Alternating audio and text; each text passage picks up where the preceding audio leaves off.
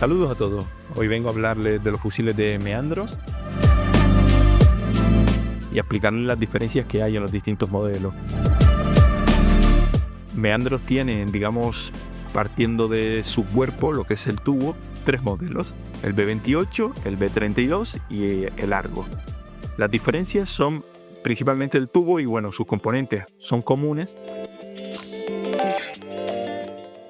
pero lo que sí cambia es la hora de ensamblarlo, porque sí son piezas distintas, es decir, el cabezal de uno no es compatible con el cabezal de otro. No es que tenga un casquillo y se adapte, no, es que el cabezal ya viene fabricado para que se introduzca de esa manera, lo mismo con la empuñadura, no son compatibles. Teniendo eso claro, vamos a ver el B28, que la principal diferencia es que este es un tubo, digamos, más estándar, ¿no? Si nos centramos en el mercado europeo, la mayoría de fusiles en el mercado europeo son de 28 mm exterior y 26 mm interior. Y este fusil es así. ¿En qué se diferencia con el resto del mercado? Primero, este fusil trae guía, muchos fusiles del mercado tienen guía, tiene una guía en V. En eso pues hay fusiles con guía, sin guía, etc. Pero la diferencia que tiene es que tiene aquí unas paredes planas en cada lateral, y eso le da mayor rigidez.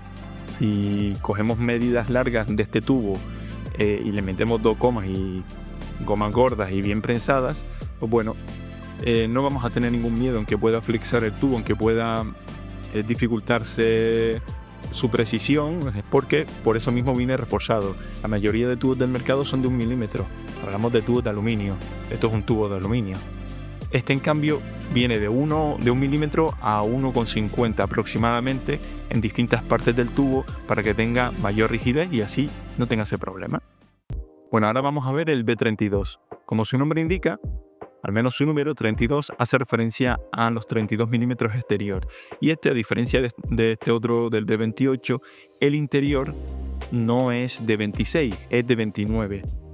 Esto convierte este fusil, este tubo concretamente, en uno de los tubos más robustos y voluminosos del mercado. ¿Qué significa esto? Esto significa que tiene mayor capacidad de aire y las paredes de este tubo, en vez de ser de 1 milímetro como son la mayoría de tubos del mercado, empiezan siendo de 1,5 milímetros hasta 2,1 milímetros para darle mayor rigidez y también darle mayor masa.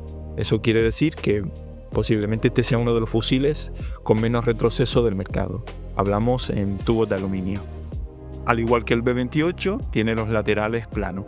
Y la diferencia es la guía. Esta es una guía en V y esta es una guía pentagonal.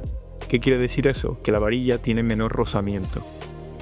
Traducible es que la varilla puede salir un poco más rápida.